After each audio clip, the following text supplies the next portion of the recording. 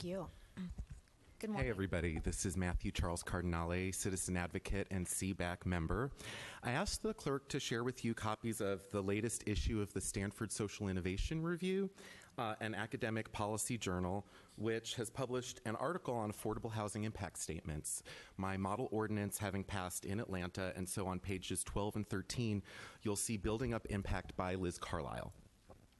Over the last few months, I have shared with you the history of and rationale for this cutting-edge policy tool, and to date provided you with the Atlanta Ordinance and a sample impact statement for Multnomah County. We've also been talking about what types of policy decisions the county is making on housing, and I realized we missed a big one, which is multiple allocations of surplus county property to nonprofits and others for affordable housing. We should be taking credit for this. We should be keeping track of this, and frankly, a lot of counties give their surplus property to a developer for 2 nickels and a song. So we should be proud of what we're doing. I really felt the next step was to start thinking about taking the language of the Atlanta Ordinance and to offer an adaptation for Multnomah County. And that's the second thing I provided you today. In draft clauses, I've described our unmet housing needs using census data. More than 69,000 renters in Multnomah County, which is at least 48% of renters in the county with significant housing cost burden. I've noted the county has taken an increasing role in making policy decisions with an impact on the county's housing stock, including general fund allocations, one that we're going to be talking about today, and surplus property conveyances. I've also mentioned to you the possibility of application for land use and development proposals. I think that part might take a little longer to develop, especially if we would want to get input from the communities that would be affected about how they could benefit.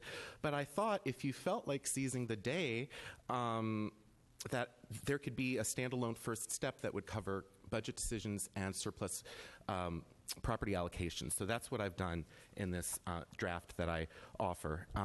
People ask me sometimes, why am I spending so much time on process? And it's because if we get the process right, then every decision is better in the future.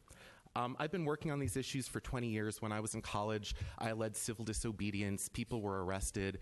And you know what? I think that affordable housing impact statements is the most hardcore thing that I've done to date. People came to you asking for emergency rent control, and you all basically said, not right now. They asked for a resolution to the state. That hasn't happened.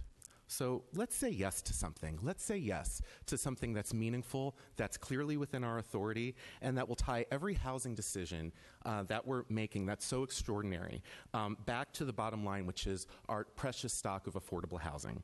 Let's make Multnomah County the first U.S. county to adopt what is now a nationally recognized model bill. So thank you. Thank you.